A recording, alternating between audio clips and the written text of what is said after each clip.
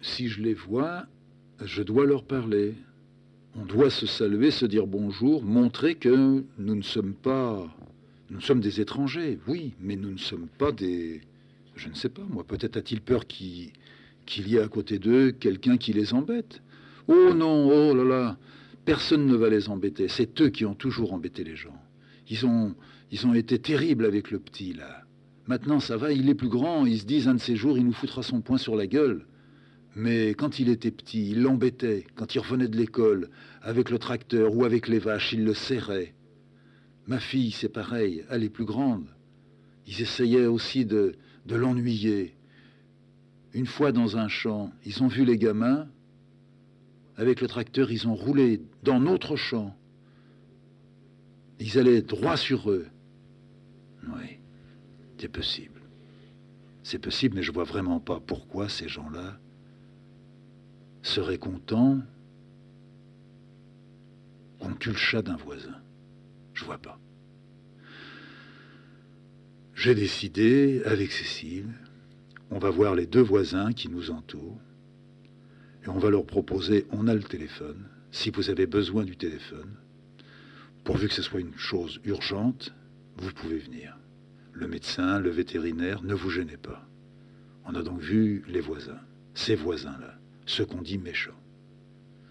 Je ne sais pas si c'est parce que j'avais entendu déjà toutes ces petites histoires, si je commençais à croire un peu que Scotty n'était pas mort tout à fait accidentellement, que celui qui avait vraiment roulé dans l'herbe n'avait pas dérapé. En tout cas, j'ai trouvé que le vieux avait une très sale gueule. Il était voûté, marchait avec une sorte de canne, ricanait, avait des yeux tout petits, une tête un peu une tête de porc. La femme, beaucoup plus grande, maigre, énervée, une sorte de Carmen de 60 ans. Et on voyait qu'elle était méchante, elle. Elle s'agitait, elle secouait la tête continuellement, une grande nerveuse. Elle a dit, ne croyez pas ce qu'on dit autour. Tout le monde est méchant ici. C'est bien si on peut aller téléphoner chez vous. Vous verrez, le fils, il est très gentil. Il paraît que vous avez perdu un chat. J'ai rien dit. Elle n'a pas insisté. Je suis sorti et j'ai quand même répété ma proposition. Si vous avez besoin de téléphoner, médecin ou vétérinaire. Faut pas nous déranger pour n'importe quoi. Mais pour deux causes graves comme ça, vous venez, le téléphone est à votre disposition. Au lieu de revenir à la maison, je suis allé directement chez l'autre voisin, Jean. Il était là, en train de faire une barrière dans sa cour. Je voudrais vous demander quelque chose. Depuis que le chat a été écrasé, vous avez vu le voisin? Oui, je l'ai vu. Vous lui avez parlé une fois du chat écrasé? Non, jamais. Vous êtes sûr que vous ne lui avez jamais parlé du chat écrasé? Non, je vous dis jamais. Votre fils, ou le grand-père? Oh, le grand-père, il sort jamais, il voit pas clair. Quand il sort, c'est qu'il est avec moi. S'il parle, je l'entends parler. Vous croyez qu'on peut lui demander... Oh, si vous voulez. Pourquoi? Il y a encore quelque chose avec l'autre chat? Non, non, j'ai besoin de savoir. Votre fils, il est là? Non, il est à l'école. Quand il rentrera... Mais il va pas tarder. Vous croyez qu'il arrive là dans un petit moment? Oh, il devrait même être là. Je suis resté un petit moment dans la cuisine. La femme, Denise, la femme aussi, la vieille, la femme du vieux, me regardait. Jean Pigoine n'avait rien dit. Le fils est arrivé, avec sa sœur. Il y a monsieur qui veut te demander quelque chose, Joël. Le petit est venu vers moi. Oui, monsieur. Quand tu sors, quand tu joues, quand tu vas sur la route, depuis que le chat a été écrasé, tu te rappelles du chat? Oui, monsieur. T'as croisé une fois le voisin? Oui, monsieur. Et puis la voisine aussi, sa femme? Ou bien son fils? Je connais maintenant l'homme et la femme, je connais pas encore le fils. T'as croisé l'un et l'autre? Oui. Vous vous êtes parlé? Non, monsieur. Enfin, tu pourrais avoir oublié. Cherche un peu. Tu ne l'as pas vu 2-3 jours après, et puis lui ou elle t'aurait demandé « Alors, t'as été chez les nouveaux ?» Et puis t'aurais dit « Oui, on est allé scier leur bois. » Non, j'ai jamais dit ça. T'as dit autre chose? Jamais. Tu leur parles pas? Jamais, monsieur. Tu parles pas parce que t'as peur d'eux? Oui, monsieur. Donc t'as jamais dit... Et à l'école, t'en as parlé? T'as dit à un copain, il y a les nouveaux qui sont à côté, ils se sont déjà fait écraser un chat? Non, monsieur. Pourquoi tu n'as pas dit ça? Ça se dit, ça? Je ne l'ai pas dit parce que mon papa, il a dit qu'il fallait jamais rien répéter de ce qui se passait ici. Ah oui, ça c'est bien. Son père m'a dit, je vous l'avais dit qu'il n'a rien dit. Nous, on ne parle pas. Il peut y avoir tout ce que vous voulez ici, on ne parle pas. On est allé chez vous, il faut m'arracher les dents pour me demander comment c'était chez vous. Je n'y suis jamais allé. Et même quand les travaux, à la fin, c'était encore ouvert, les portes, les fenêtres. Il y en avait qui venaient. Ils descendaient des bergères, ils regardaient là. Moi, jamais je suis rentré. Le vieux, votre voisin, celui qui a tué le chat, eh bien, il est allé, vous savez. Il montait là-haut, au premier étage, là où vous m'avez dit qu'il y avait l'atelier de madame. Ah, il allait là-haut, puis il disait, bah mon vieux, ils en ont du fric, ceux-là, pour arranger comme ça une vieille baraque. Ah, ils payeront. Oui. Donc vous êtes persuadé. Persuadé, monsieur. Ouais. Eh bien, à partir de maintenant, je leur ai quand même dit, s'ils ont besoin du téléphone, qu'ils pouvaient venir. C'est pas vrai. Vous avez fait ça? Ben, je vous l'ai dit à vous, je leur ai dit, et puis je vais le dire à l'autre voisin. Oh, n'allez pas voir l'autre, il est tout le temps sous. Mais je vais quand même lui dire. Je veux que les gens sachent que je ne suis pas venu ici pour faire la guerre. Vous savez, moi j'ai vécu pendant 15 ans en montagne avec ma femme. On a toujours un petit problème ici et là, mais j'ai jamais eu un problème comme ça. Personne n'aurait osé, et moi jamais. On ne tue pas les bêtes. On n'embête pas les voisins. Il y a quelquefois de vieilles histoires qui remontent. Le grand-père qui avait dit à l'autre grand-père en 1880. Mais on n'en parlait pas. C'était fini, ça se tassait tout doucement. Ça allait mourir et partir dans la tombe avec les vieux. Alors le vieux qui était toujours sur sa chaise, il a dit « Eh ben nous c'est pareil, on n'en parle jamais. Et on en a eu, vous savez, des problèmes avec les gens. Avec lui surtout. L'autre là-haut, oh, il est foutu. Il n'a pas 50 ans, il est sous tout le temps. Et son père et sa mère, on s'entendait un peu, on s'aidait. Mais avec l'autre, votre voisin, il n'y a rien à faire. Vous allez l'aider, il va être d'accord. Vous lui demandez de vous aider, il a toujours quelque chose à faire. Et s'il y avait le feu, je suis sûr qu'il dirait, je peux pas venir, j'ai une jambe cassée. Il serait capable de se casser quelque chose pour pas avoir. Oh, faut le connaître. Et puis le fils, il a été élevé pareil. Et puis la femme, dit la femme de Jean, qui s'appelait Denise, elle dit, la femme c'est la pire, parce qu'elle, elle a un grain dans la tête. Elle en a fait. Faut pas dire ça à votre femme. Mais vous avez de mauvais voisins. Tout le monde ici dit, il y a un mauvais élément ici, c'est lui. Dans chaque commune, il faut un renard. Eh bien, il y a un renard. Et puis dites-vous bien, il faut bien tenir vos portes fermées quand vous partez, parce qu'ils savent que vous êtes deux. S'ils voient que vous partez tous les deux dans la voiture, ils essaieront par derrière de monter. Hein, par derrière. Ils suivent la bouchure, personne ne les voit. Ils arrivent directement par derrière. Et puis maintenant, vous avez fait mettre des portes, là. Eh bien, il faut bien les fermer à clé. Et puis, il faut même mettre encore un verrou dedans. Voilà ce que je vous dis. Et je suis pas méchant, moi. J'ai jamais rien fait à personne. Et puis, mon père, il a jamais rien fait à personne. Et puis, mes enfants, ils feront jamais rien. Et puis, ma femme, elle est pas née à Crevant, mais c'est pareil. Elle fera jamais rien, elle dira jamais rien. S'il y en a un qui a besoin, il vient chez nous, on donne. On n'a jamais rien vendu non plus. Enfin, excusez-nous. On vous a dit ça. Oui, je vous remercie. Enfin, vous êtes courageux de m'avoir dit ça. Je vous le dis très franchement, j'ai tendance à vous croire. Je ne pense pas que vous ayez tous les deux des problèmes tels que vous auriez besoin de mentir. Vous avez eu des problèmes, vous en aurez peut-être encore. Moi, je ne veux pas en avoir. Je ne sais pas si mon chat a été tué par le fils avec sa voiture. C'est possible. je veux faire comme si c'était quelqu'un d'autre, ou que c'était lui, et puis qu'il a eu peur quand le chat a traversé. Il a voulu l'éviter, puis le chat est revenu, il a ressauté. C'est possible. Ça vous est arrivé, vous aussi, de voir ça. On voit un chien, on se dit, oh, attention, on freine. Il se gare, puis au moment où on repasse devant lui, il veut encore repasser. C'est comme ça que ça arrive. C'est peut-être comme ça que c'est arrivé. Ce que je souhaite, c'est que mon deuxième chat... Oh, ben, faut plus le faire sortir. Il sortira, mais on le surveillera dans la cour. Pour aujourd'hui, je vous laisse, je vous remercie. Je vous demande que ce qu'on s'est dit, et je vous assure que ce que vous m'avez dit, ça restera tout le temps entre nous. Je n'en parlerai à personne. Je ne dirai pas, vous m'avez dit. Vous m'avez mis en garde. Jamais. D'accord. D'accord.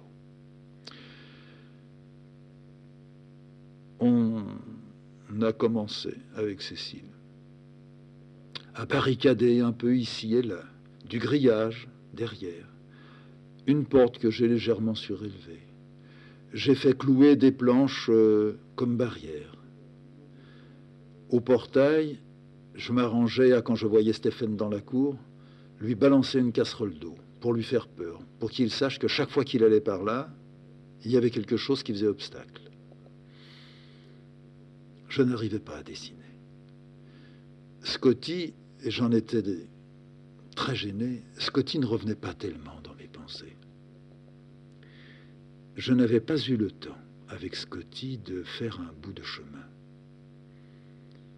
Je voyais que nous avions pris Scotty en vue de donner à Stéphane un compagnon. Il avait perdu Pompon, des mois et des mois avant. Il n'avait pas l'air d'en avoir trop souffert, Stéphie. Mais le changement, une maison nouvelle, un pré nouveau, une cour qu'il ne connaissait pas, pouvait peut-être arranger un peu la difficulté liée au changement par la présence d'un autre de la même race, plus jeune, qui avait si rapidement compris qu'il fallait faire soumission devant ce petit roi-là.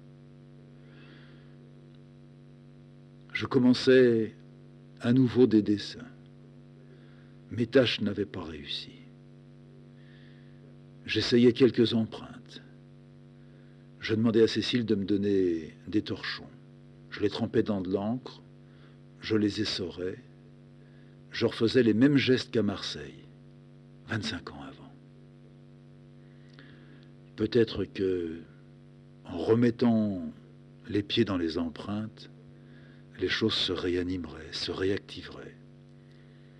Rien ne se faisait. Tout allait toujours de travers. Je me disais, je me répétais, ça ne va de travers que parce que je l'ai fait aller de travers. Il ne tiendrait qu'à moi pour que tout ça bouge, parte dans un autre sens. C'est à peu près à cette période-là. Il devait y avoir 6 mois, 7 mois. Le jardin de Cécile était fait. J'avais fait quelques dessins. J'en étais très mécontent. Je m'étais acheté une bicyclette et j'allais un peu ici et là, sur les petites routes. C'est à ce moment-là que j'ai dit à Cécile, et si on avait un chien? Un chien, ça aboierait, ça préviendrait, ça protégerait aussi le chat, on pourrait. Cécile a été d'accord. On a demandé un peu, à droite, à gauche, si quelqu'un avait un jeune chien. C'était fini. Tous les chiots étaient nés depuis longtemps, et où on les avait gardés, où on les avait tués. On est allé à Châteauroux. On a trouvé un chien, un beau chien, un cocker marron. On est revenu à la maison. Cécile avait très peur. Elle disait, on s'est mis encore un problème. Stéphie va faire une de ses gueules en voyant ce chien. Il était si jeune, il aboyait, il sautait, il tremblait. Il avait pissé dans la voiture. Elle m'a dit, j'ai peur, rentre-toi toute seule avec ce petit chien, montre-le à Stéphie, tu me diras ce qu'il a fait. Je pourrais même te dire ce qu'il a dit. La voiture est restée dans la course, Cécile marchait. J'ai ouvert la porte. J'avais de la petite chienne, c'était une femelle. On lui avait déjà trouvé son nom, c'était Bara. Je l'ai posée par terre. Stéphie regardait de loin. Il n'avait jamais vu un chien d'aussi près. Il était plus petit que Stéphie. Stéphie avait la taille que cette chienne-là aurait quand elle aurait 6 mois, 8 mois. Il s'est approché tout doucement, j'ai avancé ma main, j'ai dit, viens mon Stéphie, viens. Ça va être une petite chienne, ça va être une petite copine pour toi, une copine aussi pour moi. Elle va devenir grande, elle va surveiller Stéphie, elle va protéger Stéphie. Regarde comme elle est gentille, c'est Bara. Approche-toi. Stéphane s'est approché tout doucement, il a mis la tête à ras du sol. Sa poche sous son ventre frottait les carreaux. Il est venu à 20 cm, 15 cm, 10 cm. Je dis, mais tu es sage, Stéphie. Tu vas faire copain avec, regarde. La petite chienne ne savait pas, elle le regardait, elle tremblait. Tout à coup, Stéphane lui a donné 2 coups de patte. Il a arraché de la peau au museau de la bête qui s'est mise à crier. Stéphie a reculé. Il a lancé son cri. Eh ben, j'ai dit, Stéphie, c'est pas bien de faire ça. J'ai réavancé la petite chienne. La petite chienne s'est mise devant Stéphie. Elle s'est accroupie. Elle tenait mal sur ses jambes. Et puis elle s'est soulagée des 2 côtés. Une grande caque, une grande pisse encore. Et puis elle s'est laissée tomber. Et puis Stéphine s'est relevée. Il est venu au-dessus de la tête de Bara. Il l'a reniflé. Il lui a redonné un coup de patte, mais je n'ai jamais trouvé là les griffes dans la peau. C'était peut-être une patte pas vraiment de velours, mais pas vraiment de griffes. La chienne a aboyé, crié. Stéphie a fait le tour. Quand il est arrivé à la hauteur de la pisse, il a écarté les pattes. Il voulait surtout pas toucher à cette saloperie. Et puis après, il a vu la caque qui était là. Il a gratté comme ça sur le côté. On sentait que s'il avait pu, il aurait fait une grande grimace. Il est revenu à la hauteur de la tête de Bara et lui a redonné un coup de patte.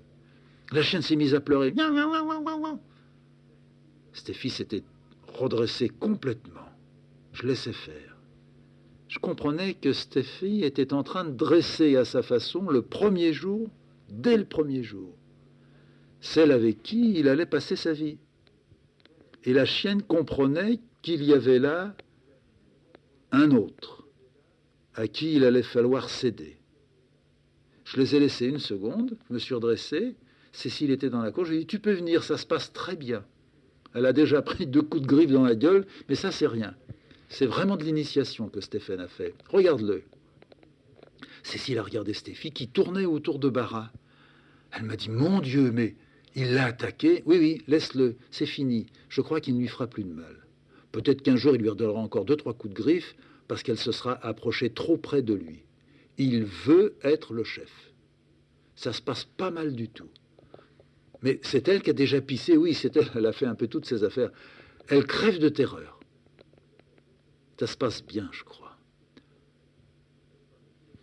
C'était exact, ça se passait bien. Stéphie nous avait appris comment il fallait faire. Au bout d'1 mois, la petite chienne était vraiment dans la maison, ça allait.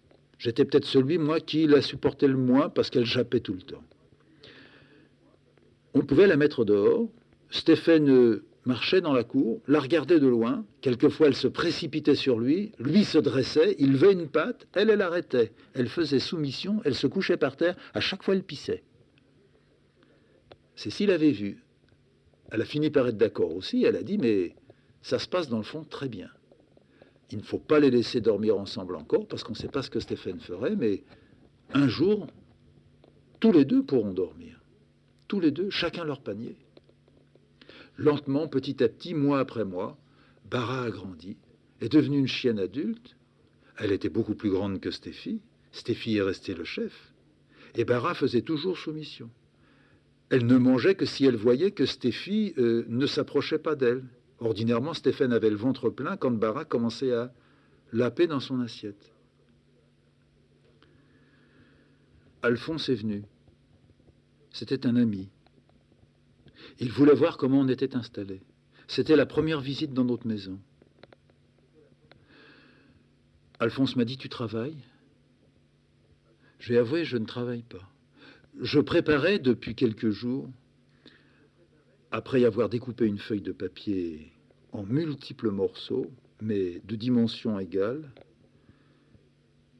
et par hasard, dans la coupe que j'avais faite, c'était trouver un des morceaux du dessin que j'avais commencé, que je ne pouvais pas continuer. Je l'avais légèrement aidé, travaillé, poussé un peu plus loin, pris un autre fragment qui se trouvait sur une autre petite feuille et procédé de la même façon. J'avais fait ainsi venir ce que je ne pouvais pas appeler un dessin ou un petit dessin, mais je n'étais peut-être pas aussi désintéressé, et en tout cas j'allais jusqu'au bout. Il y avait là une dizaine de petits dessins de fait, plus la pile de papier qui était sur la table, à portée de ma main. Stéphie était sur la table, il marchait. Alphonse me dit, c'est toujours lui. Il aime quand tu dessines, il aime quand je dessine, mais je dessine pas. Hein. Tu dessines pas. Parce que tu as eu tout à arranger, c'est toi qui as tout fait ici. Non, j'ai rien fait. J'ai tout fait faire cette fois. J'ai fait un petit peu des choses à droite, à gauche, mais le gros, j'y ai pas touché. Tu as eu tort. Si tu l'avais fait, tu aurais dessiné après. Ça, j'en suis pas sûr. Puis j'en ai marre de faire des gros travaux. Le ciment, le bois, la charpente, tout ça, non, c'était pas pour moi. Je m'étais dit, on vient avec Cécile, 15 jours après, un mois après, ça démarre, quoi. Et là, non. Puis je te dirais, on n'a pas eu de peau, Alphonse. Cécile, ça va bien, tu l'as vu, magnifique. Mais il y a eu quelque chose, tu l'as jamais connu, toi. Juste avant de partir, on a ramassé un petit chat là-haut. Un beau petit chat comme Stéphie, gris comme ça, tu vois. Mais jeune, il avait peut-être 1 an. Puis on est arrivé ici, ça allait à peu près, puis un beau jour, pof. Le chat est allé sur le bord de la route et il s'est fait écraser. Si tu veux, ça a été un mauvais début. Mais je dirais pas que c'est la mort de Stéphie. Enfin, c'est pas Stéphie, c'est Scotty. Il s'appelait Scotty. C'est pas la mort de Scotty qui m'a empêché de travailler, puisque je travaillais pas avant. Mais, voilà, j'ai du mal. Quelquefois, je me dis, c'est mes racines qui prennent pas, c'est la terre qui est pas très bonne pour moi. Faudrait que je fasse quelque chose, il faudrait que je change. Alors j'ai essayé avec de l'encre, j'ai fait des tâches, je tourne en rond, ça fait des mois que ça dure. Et c'est un petit peu long. Tu écris? Je prends quelques notes, mais c'est pareil, ça ne m'intéresse pas, alors je les brûle dans le poêle que tu vois là. Et puis tu prends tes dessins, tu les commences, puis tu les brûles dans le poêle que tu fais là. Oh, je vais te dire, Alphonse, je crois que je te l'ai déjà dit, mais quand j'étais à la cour, je brûlais une partie de ce que je faisais. C'est pas du tout un plaisir que j'ai, tu sais, ça ne me réjouit pas, ça ne me réchauffe pas que de faire du feu avec mes dessins. Mais ça m'est arrivé par période comme ça, tu vois. J'arrive à une crise, je me mets à regarder tout mon travail. Alors c'est quelquefois tout mon travail récent. Alors je regarde, je mets à droite ce que je veux garder, à gauche ce que je croyais que j'allais garder, puis que maintenant je n'aime plus. Et puis quelquefois ça s'arrête là. Alors ça va, il n'y a que 5-6 dessins. Sur une vingtaine, je vais peut-être pas en jeter plus, je ne sais pas. Mais quelquefois, je remonte dans mon passé, si tu veux. Je regarde un carton à dessin de l'année dernière ou d'il y a 2 ans. Et là, ça me plaît encore moins. On dirait que il faut arriver à 10 ans pour que je ne puisse plus reconnaître les dessins au-delà de ça. Ceux que je faisais quand on était à Corcelles. Tu te rappelles, Pisselou, là-bas? Ouais. Alors là, il est rare que j'en déchire. Je ne sais pas, j'ai certainement une tendresse. Les tâches que j'ai faites à Marseille, tu en as, toi, quelques-unes. Eh bien, ces tâches-là, jamais je ne pourrais les déchirer. Il me semble que si je devais, entre 2 cartons à dessin, perdre les dessins récents, bon, disons les dessins de Lacoue, un carton de 50 dessins de Lacoue avec un carton de 10 dessins de tâches de Marseille, où c'était vraiment tout mal foutu, mais ça, je choisis tout de suite, enfin, si j'avais le choix. Si j'avais vraiment le choix, je voudrais peut-être pas les perdre, les 2 cartons, selon le moment, tu vois. Mais sinon, c'est les tâches que je veux sauver. Je suis resté tellement attaché à ça. Les premières applications, les premières... Ben alors pourquoi t'en fais pas? Non, je peux pas refaire, j'ai pas envie de refaire. J'ai essayé, j'ai piqué 2-3 torchons à Cécile, j'ai foutu ça dans de l'encre, comme je faisais avant, les mêmes gestes, la même encre, le même rouleau à pâtisserie pour écraser le tissu, tu vois. Puis à travers le tissu, avec mes doigts, ou avec un bâton, ou avec un crayon, dessiner sur le tissu noir, puis après tu soulèves, tu sais pas ce que tu as fait, tu vois pas, travailler à l'aveuglette. J'ai même recommencé à travailler à l'aveuglette. Je m'enfonçais mon béret jusqu'au pif. Pense-tu, ma main fait plus rien. Non, quand ça passe, ça passe, quand ça passe pas, ça passe pas. Tu sais, il n'y a pas que moi, mais moi, les pieds en l'air, un pendu à l'envers, je dessine encore si ça va. Et disons un pendu à l'endroit comme je suis devant toi, comme tu es devant moi. Si ça ne doit pas passer, ça passe pas. Que j'aille le ventre plein, que j'aille tout le tabac que je veux, que j'aille les meilleurs crayons, le meilleur papier, la meilleure lumière. Non, si ça veut pas, ça veut pas. Ah non, c'est pas comme ça, Fred. C'est pas si ça veut pas, c'est si tu t'ouvres pas. Oui, si je m'ouvre pas. Écoute, moi je te connais. Ça fait des années que je te connais. Je sais que j'ai entendu. D'ailleurs, Cécile, tu pourrais lui dire de venir. Hein, elle est pas trop avec nous. Non, c'est vrai, tu as raison. J'en convenais. Mais alors je t'écoute, Alphonse, qu'est-ce que tu crois que je dois faire? Toi, je te le demande à toi, je le demanderai à personne d'autre parce qu'on dirait qu'il est devenu complètement con, le Fred. Mais c'est vrai, le Fred, il est devenu con. Ça m'a pris un peu là-haut. Mais c'est normal, écoute, tu te rends pas compte de ce que tu as dû faire. Quitter une maison. Ça a l'air comme ça. On disait, tu me disais d'ailleurs, moi je me rappelle, tu disais, oh là là, pour Cécile, ça va être dur. Mais pour Cécile, oui, c'était dur, c'est vrai. Mais comme elle supportait plus ce climat là-haut, le fait que maintenant elle soit là, puis il faut voir comme elle est devenue belle maintenant, tu vois. On dirait que c'est une plante qui repousse. Bah oui, la terre lui va bien ici. À moi, elle va pas. Ouais, mais tu vas pas le regretter. Ah, je regrette pas du tout. Non, mais j'avais pensé qu'il y aurait des problèmes, mais pas des problèmes comme ça. J'en étais, moi, à me demander si, tu vois, je coupais un peu les poils du cul. Oui, oui. Ben ça, t'es vraiment maintenant dans ta réalité. Mais c'est toi qui t'empêche. Savoir pourquoi, ça compterait pas. Ça sert à rien. Ta femme est bien. Bon, tu m'as dit t'as perdu un petit chat. Bon, à choisir, c'est comme dans tes tâches. Tu préfères garder la vieille tâche, c'est le vieux Stéphane, hein? Oui, bon. Qu'est-ce que tu veux? C'est comme ça. Moi, j'ai perdu ma femme, tu sais. Puis j'en ai perdu des copains. Et puis des chats aussi. Et puis ça doit pas m'empêcher de faire ce que je fais. Tu vois? Tu es d'accord? Alors, montre-moi. Alors, les derniers que tu as fait à la coup? Non, les derniers que j'ai fait à la coup, alors ceux-là, je les ai même pas gardés. Ça a vraiment mal marché, sauf un que j'appelle sur la montagne, mais celui-là, je veux pas le montrer. Et pourquoi tu me le montrerais pas? Non, je veux pas le montrer, c'est parti, tu sais, il y avait vraiment une tâche, enfin, ça marchait pas du tout, j'ai insisté, et pourquoi tu n'insistes pas? En ce moment, je suis en train d'insister. Ah bah alors, si tu insistes, c'est qu'il y a quelque chose qui est fait. Écoute, Alphonse, j'ai pas vraiment envie de te montrer. Comprends-moi. Tu es un ami. Tu es plus qu'un ami. J'ai toujours dit, je peux te dire quelque chose? Oui, m'a dit Alphonse. Pour moi, tu es comme un marin. Un marin. Tu sais que la mer, d'accord, j'habite pas très loin, mais la mer, ça m'a jamais attiré. Dans le fond, je suis rhodanien. Oui, je sais. Tes origines, c'est Lyon. Oui, j'ai vécu à Lyon, en tout cas, très longtemps. Et puis j'ai fini par me rabattre à Vence. Et puis voilà, puis il y avait ma femme, elle était malade. Puis on a eu 2 gamins. Et puis ma femme est morte. Et puis j'ai continué. Je vendais des jouets, je vendais... Ben, tu as vu. Tu as vu mon petit magasin. Et puis à côté, ben, je me mettais à regarder avec les artistes ce qu'ils faisaient. Ils venaient, ils achetaient une carte, ils achetaient du crayon. J'ai commencé à vendre des pinceaux, j'ai commencé à vendre des couleurs. J'ai vendu des toiles. Alors ils venaient, je leur disais, quand vous l'aurez peinte celle-là, vous viendrez me la montrer. Alors j'ai vu des merdes, oh là là, il y avait que des merdes. Et puis un jour, bah, j'en ai rencontré un, il faisait pas des merdes. Puis on est devenus copains. Et puis de copains, on est devenus amis. Et puis je sais pas si c'est parce que lui, c'était un vrai peintre. Tu sais, ces gens.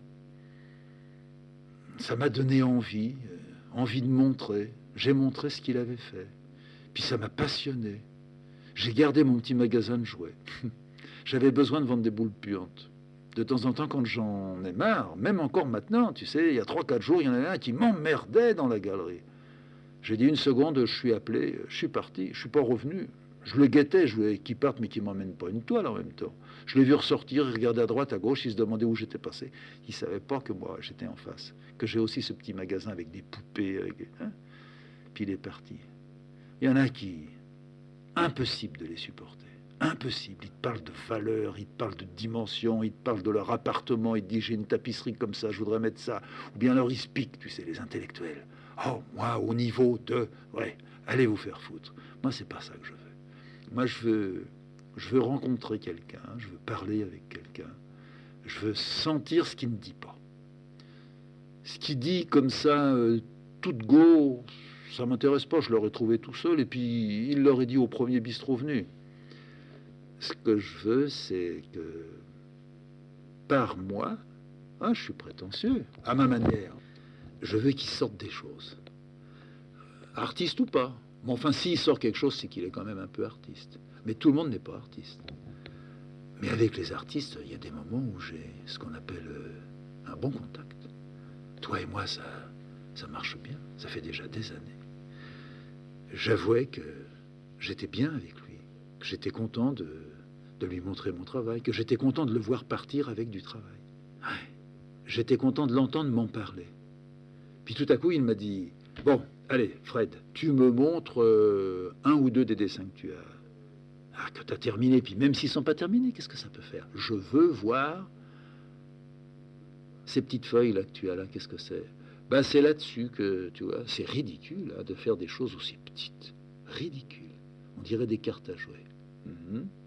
Tu me montres ce qu'il y a là.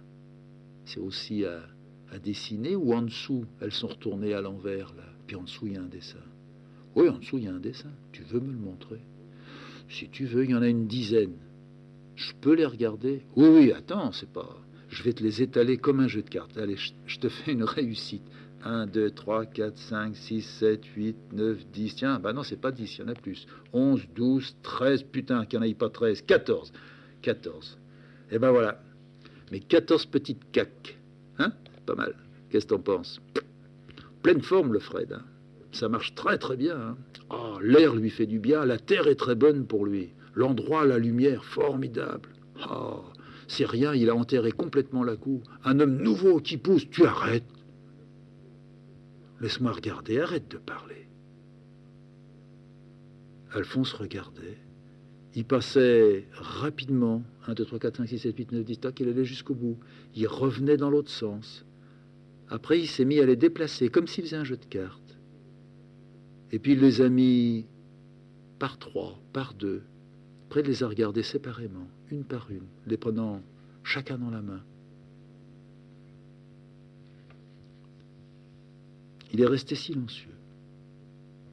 Je me disais, il cherche quel mot trouver, d'une part pour ne pas me blesser, ensuite pour ne pas me coincer, et peut-être espérant par là qu'il va me donner un peu d'élan, taper dans le dos, donner un petit encouragement et dire « Sacré Fred, il n'y a vraiment que toi pour avoir des idées comme ça, continue. » J'étais sûr que ça serait ça. Il a reposé la dernière carte sur la table, il m'a dit « On les remet tout ensemble et puis on les tourne à l'envers et puis quand je partirai, tu continueras. » Si on allait se promener, si tu veux. On est allé faire un petit tour, on a emmené la chienne, Barra sautait dans les chemins. On a parlé.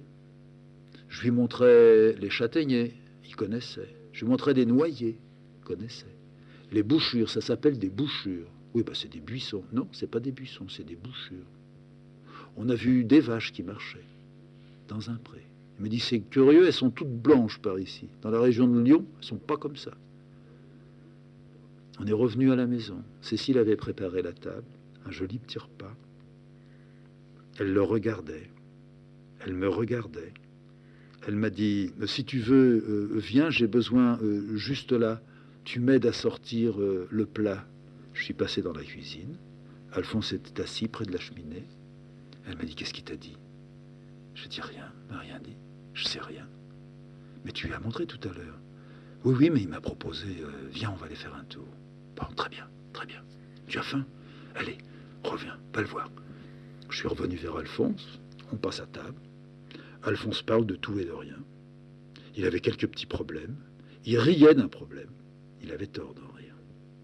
À la fin, il dit, bon ben, c'est toi qui me raccompagne à la gare. On remonte à Châteauroux. Tu es d'accord, on repasse un peu dans l'atelier? On est allés dans l'atelier, tous les deux. Stéphane suivait. Stéphane était partout chez lui. Barra n'avait pas le droit d'aller encore partout. Elle pissait trop.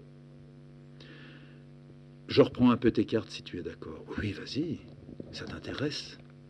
Non, ne te moque pas, je ne te dis pas ça m'intéresse. Je reprends tes cartes, je regarde.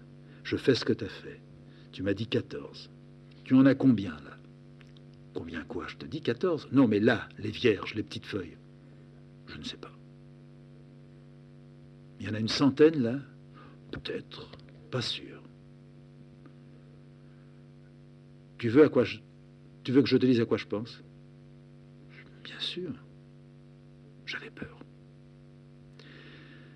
Eh bien, ça, ce qui se passe là en ce moment, c'est un processus, pas un processus de travail. Ce que je viens de te dire, c'est un processus. J'ai laissé descendre le mot tout doucement. Vraiment comme une plaque de métal mais léger, qui entre dans l'eau et qui vrille, chute, vole très lentement jusqu'à ce qu'elle se dépose avec beaucoup de calme dans le fond. C'était processus qui descendait tout doucement. Je regardais en douce ma montre. 3 heures, il va prendre le train de 4 heures moins le quart, c'est le temps de partir. Je n'étais pas pressé, mais je voulais qu'Alphonse s'en aille. Je voulais le mettre dans le train, rentrer à toute vitesse à la maison, retrouver l'atelier, prendre une feuille, attaquer. Je cherchais combien est-ce qu'il y a de petites feuilles. 100, peut-être pas. Mais, Alphonse, il y a certainement 80 et quelques feuilles là. Eh bien, tu m'amènes à la gare. Mais je te le redis, Fred. Les 80 feuilles, ça sera ton processus, ton départ. J'en suis certain. Mieux. Viens, on va aller voir Cécile. Cécile était dans la salle commune. Elle s'occupait de Bara. Stéphane était arrivé derrière nous. Je m'en vais. J'ai dit à Fred, j'ai vu ces petits dessins qu'il a commencé, les petites cartes là. J'y ai pas dit j'aime beaucoup.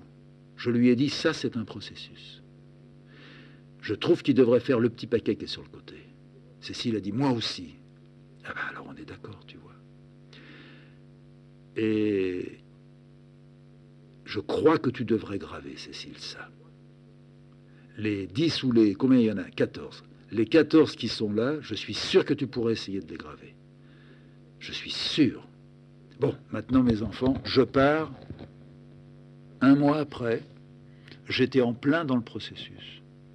Ça allait mieux. Je mettais un disque qui passait et repassait continuellement. Cécile me disait, je l'entends dans l'atelier, chez moi, là-haut, ça me fait du bien. Chaque fois que le disque arrive au bout, que j'entends l'accord final, je me dis, s'il le remet, c'est comme s'il avait soif. S'il ne le remet pas, c'est parce qu'il est trop occupé. Il ne m'est pas venu à l'idée, depuis qu'Alphonse est passé, que si tu ne remettais pas ce disque, ou peut-être un autre disque, que c'est parce que tu étais en panne. Non. C'est drôle comme j'ai confiance maintenant. J'allais dans l'atelier de Cécile quelque temps après. Il y avait une petite plaque de cuivre sur sa table.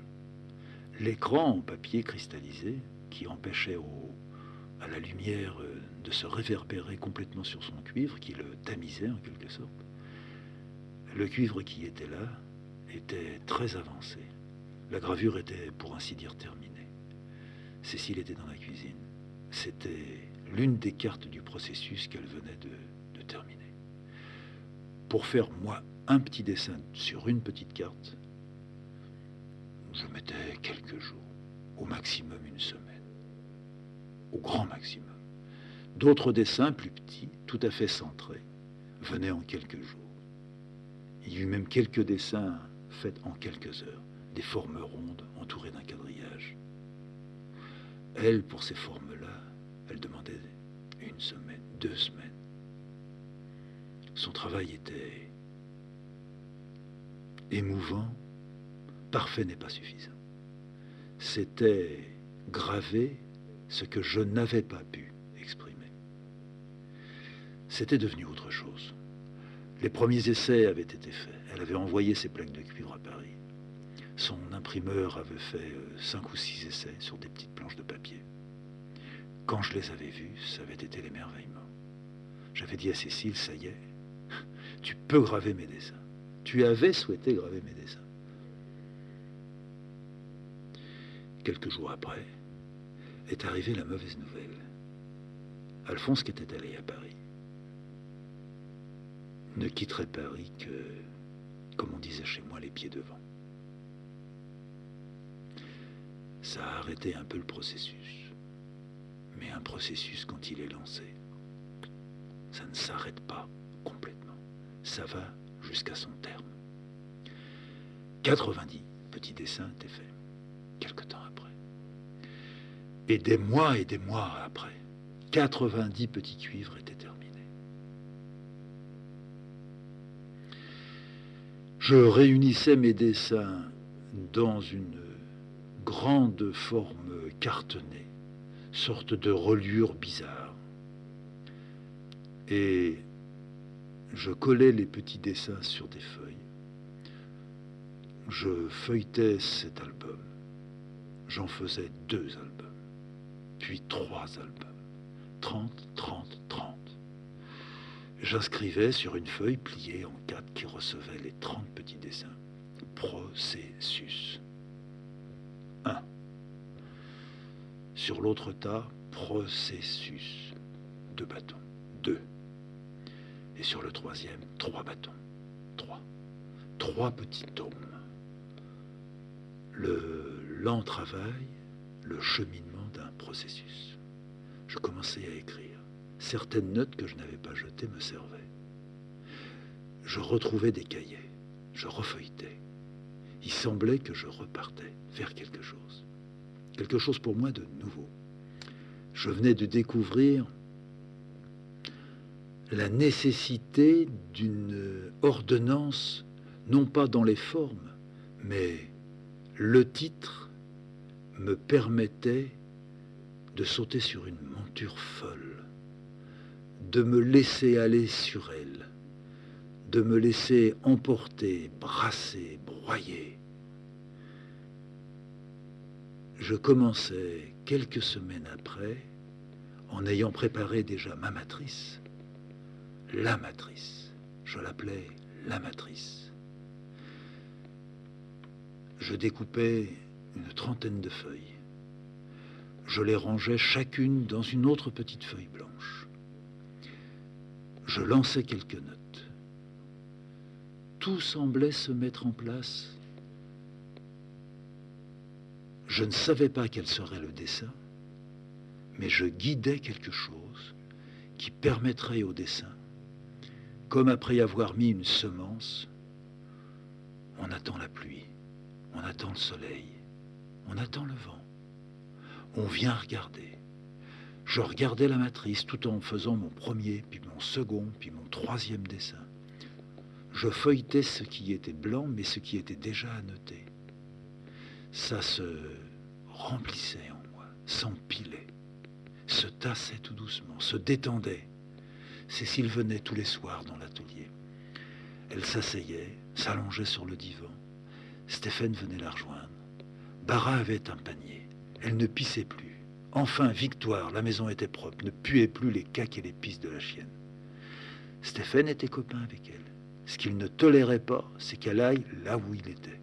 Si elle voulait monter sur le divan, coup de patte. Si elle voulait sauter sur une chaise, coup de patte. Si elle s'approchait trop près de lui, Bara, ce qu'elle aimait, c'était sentir le cul de Stéphie. Il se retournait comme une flèche, coup de patte. Ma matrice avançait. Je disais à Cécile, la matrice, ça veut vraiment dire la matrice. Matrice, c'est là où ça germe, là où ça pousse. Et puis c'est aussi ce que j'ai vu à la mairie il n'y a pas très longtemps. J'ai vu une grande matrice. Tout le village de Crevant était dedans. Il doit y avoir une matrice à la cour, sûr. Tout est noté. Les chants, les numéros, ça renvoie à de grands répertoires. Je vais faire un dessin, un livre de dessin. Je le titrerai « Le répertoire ». Je ferai ça en 4 tomes. J'ai plein de projets, Cécile. Et puis, il y en a un autre, mais je ne sais pas comment l'attaquer. Je verrai, je prends déjà des notes pour lui. Ça sera imprécis du corps, ou l'imprécis du corps. Tu crois que je mets le L', ça le désigne beaucoup plus? Imprécis, ça fait quelque chose de vague. On dirait comme un désert avec une pierre dedans. Tu es comme moi ou tu crois? L'apostrophe. Oui, dit Cécile, l'imprécis du corps. Ton corps est imprécis. Mon corps, c'est l'imprécis. L'imprécis du dessin. Tu pourrais aussi dire l'imprécis du dessin. Non, je ferai autre chose pour ça. Un jour, mais ça va me prendre du temps. Je ferai la règle du dessin. En ce moment, en même temps que j'écris, en même temps que je dessine, je me retourne, tu as vu? Près de l'électrophone, j'ai mis les livres auxquels je tiens. J'ai un Domal, un Bataille, j'ai mis tous mes Guénon. Je recommence à lire René Guénon. Je suis un peu fou. Hein. On n'a rien à faire avec un type comme ça. Mais ce n'est pas il me semble, c'est je suis certain. La règle, elle vient de là. C'est pas lui qui a fait la règle. Pouf. La règle, c'est fait pour être déréglé, j'en suis sûr. Un artiste, ça dérègle ce qui est réglé. Mais dans le dérèglement, il y a encore de la règle. Même s'il y a du désordre, je te l'ai toujours dit, oui, je le sais. Eh bien, un jour, je ferai l'imprécis du corps, après la matrice et après les répertoires, où je ferai les répertoires. Ah bah ça dépend, c'est toi, me demande pas. Ne fais pas trop de plans, Fred. En ce moment, j'ai besoin. Je montre à Cécile ce qu'elle appelle mes plans. Je ne dirais pas que ce sont des plans, encore moins des projets. Je pourrais